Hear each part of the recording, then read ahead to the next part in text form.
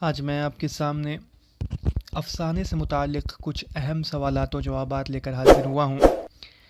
تو پہلا سوال ہے کہ افسانے کی یہ تعریف کس نے کی کہ ایک تاثر خواہ وہ کسی کا ہو اپنے اوپر مسلط کر کے اس انداز سے بیان کرنا کہ وہ سننے والے پر وہی اثر پیدا کرے، یہ افسانہ ہے۔ یہ تعریف کس نے کی افسانے کی؟ تو یہ تعریف سعادت حسن منٹو نے کی ہے۔ بڑا نامور افسانہ نگار تھا۔ اس سے کس کی تاریخ وفات نکلتی ہے؟ بڑا نامور افسانہ نگار تھا تو اس سے منٹو کی تاریخ وفات نکلتی ہے۔ کون سا افسانہ نگار اردو کے مضمون میں 4 بار فیل ہوا؟ تو سعادت حسن منٹو جو ہیں اردو کے مضمون میں 4 مرتبہ فیل ہوئے تھے۔ منٹو کی سن وفات کیا ہے؟ تو منٹو 1912 میں پیدا ہوئے ہیں اور 1955 میں ان کا انتقال ہوا ہے۔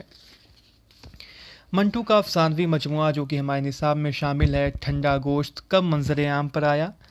تو منٹو کا افسانوی مجموعہ ٹھنڈا گوشت 1950 میں منظر عام پر آیا۔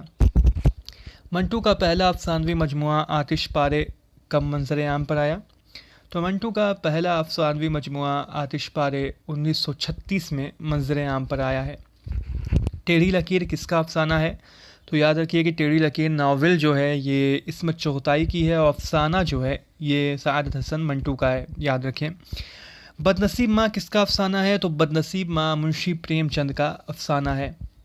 خواب و خیال کس کا افسانہ ہے؟ تو خواب و خیال یاد رکھیں کہ مثنوی ہے میر تقی میر کی اور خواب و خیال افسانہ ہے منشی پریم چند کا۔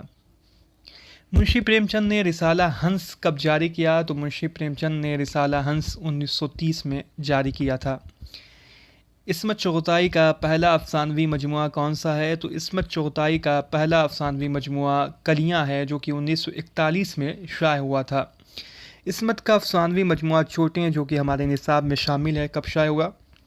تو عصمت چغتائی کا افسانوی مجموعہ چوٹیں 1942 میں شائع ہوا۔ عصمت کے افسانوی مجموعہ چوٹے کا پیش لفظ کس نے لکھا؟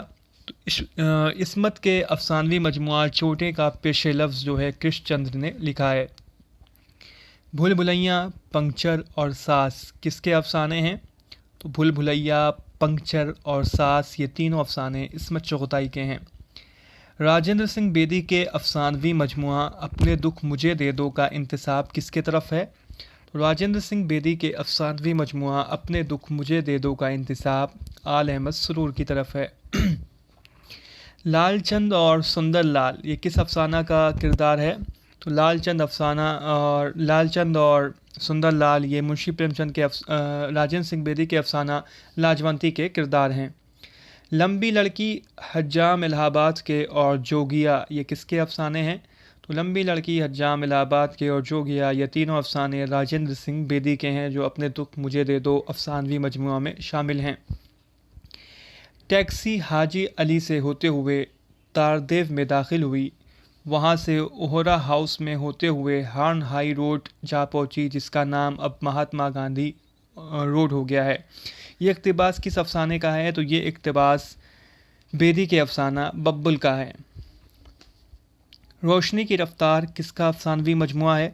تو روشنی کی رفتار یہ قرۃ العین حیدر کا افسانوی مجموعہ ہے جو کہ 1982 میں منظر عام پر آیا تھا۔ قرۃ العین حیدر کا پہلا افسانوی مجموعہ کون سا ہے؟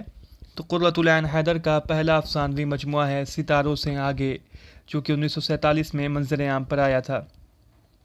آوارہ گرد، حسب نسب اور فوٹوگرافر یہ کس کے افسانے ہیں؟ آوارہ گرد، حسب نسب اور فوٹوگرافر یہ تینوں افسانے قرۃ العین حیدر کے ہیں۔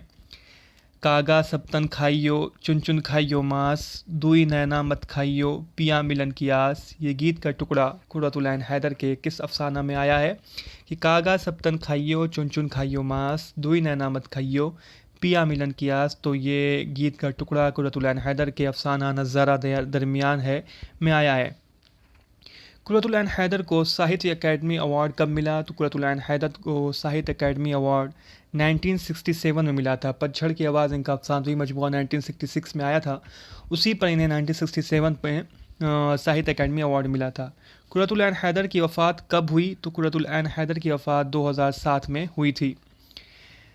چارلز ہنٹ اور روزلین اور نصرت الدین امام قلی یہ کس افسانے کا کردار ہیں؟ چارلز ہنٹ، روزلین اور نصرت الدین امام قلی یہ تینوں کردار، یہ غازی، یہ تیرے پر اسرار بندے، اس افسانے کے کردار ہیں۔ تو یہ میں نے آپ کے سامنے افسانے سے متعلق 25 اہم سوالات و جوابات رکھ دیے ہیں۔ آپ اس ویڈیو کو لائک کریں اور چینل کو سبسکرائب کریں، جلدی ہم اگلی ویڈیو بھی اپلوڈ کریں گے۔